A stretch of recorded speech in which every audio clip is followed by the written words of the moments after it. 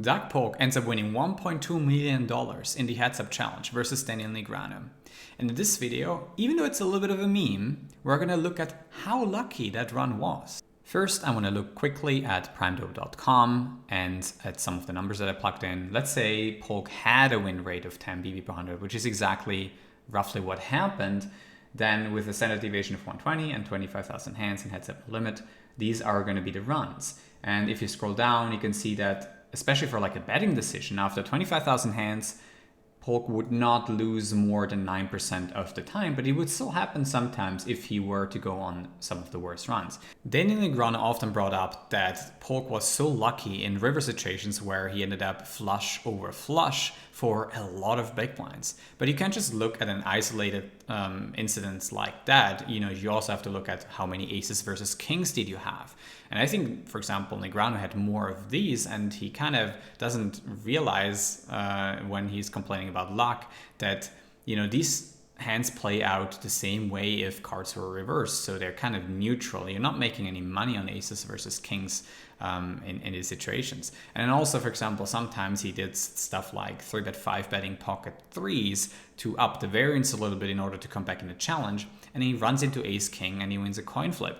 That situation is fairly lucky because if your 5-bet gets called with pocket threes, you're losing a lot of money in that spot too.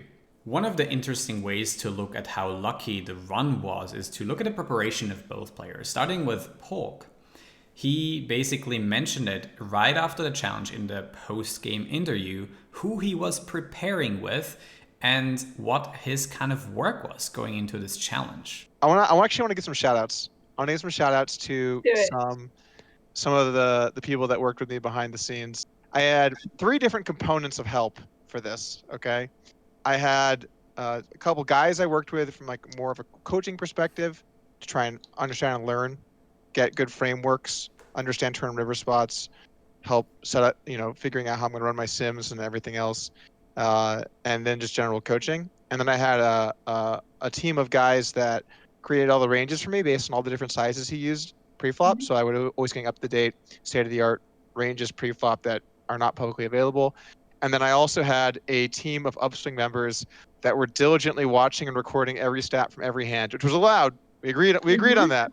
The guys I worked with, there are some Scandi guys.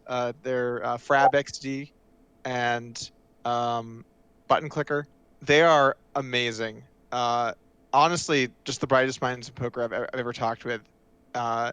Just humblingly great. And I remember when I came in and started playing, being so impressed with these guys, just how smart they are and the way that they approach things. And those were the real guys, especially Frab behind the scenes.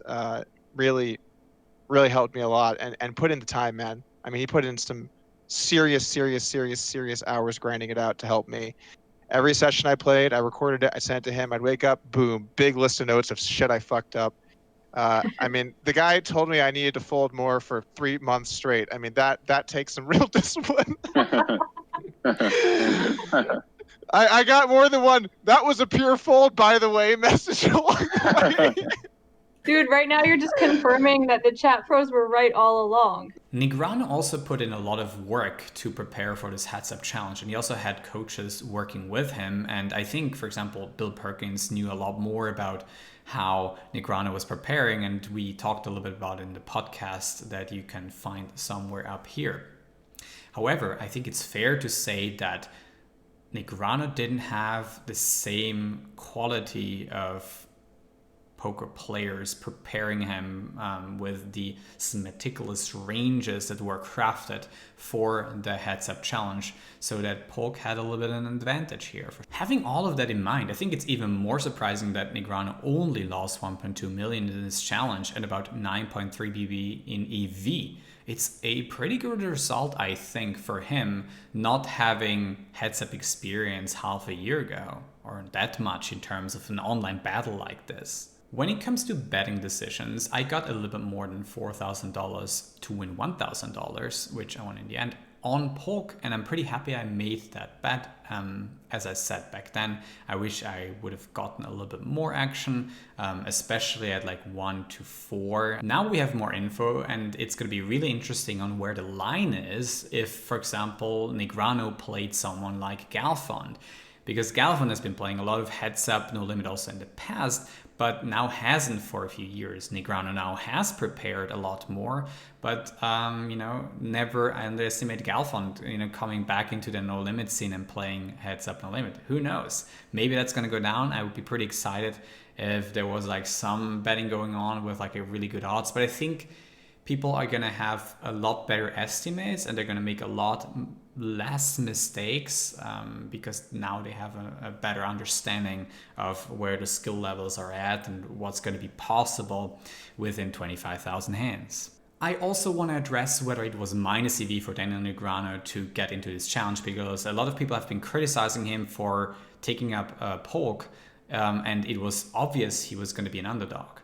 Well, maybe you should consider how much value Negreanu with this challenge generated for the brand GG Poker. If you just look at the GG Poker YouTube channel where the show was hosted next to all the other channels hosting the show, you can see that they grew quite a bit. And even though, those couple of million views that you can see on, for example, Social Blade here, they're not going to pay for the commentators, basically. But you have to also look at the trajectory. I mean, just like half a year ago, the channel was barely bigger in terms of just raw subscribers than my channel. Now that changed quite a bit, of course, with this show. And for a poker site, if you think that the channel is going to go to like 100,000 subscribers within the next few years easily, then $1 million is not that much for Negreanu to lose, because Negreanu is going to get leverage in terms of what he can negotiate for in terms of his contract, whereas that's like renewed yearly or in the future. Like he's worth a lot more to the brand with this challenge, in my opinion. And if you think about 100,000 subscribers for a poker site on this discoverability platform, they only have to make like $10 per subscriber as a poker site, with people actually being interested in poker.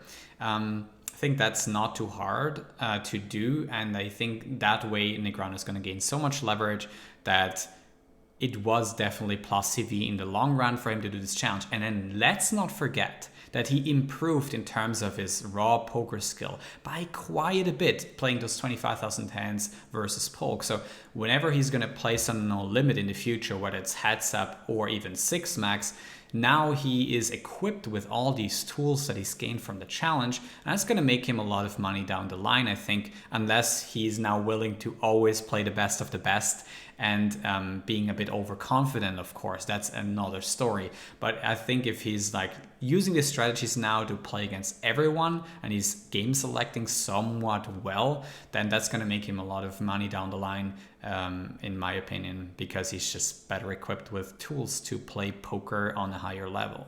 If you got some value out of this video, maybe you got entertained, make sure to hit the subscribe button and the bell next to it so you will know when the next video is going to go live on this channel. Make sure to hit like to support this channel as well, and for a lot of people to watch this video in particular. And I'm going to see you in the next video. Thanks for watching.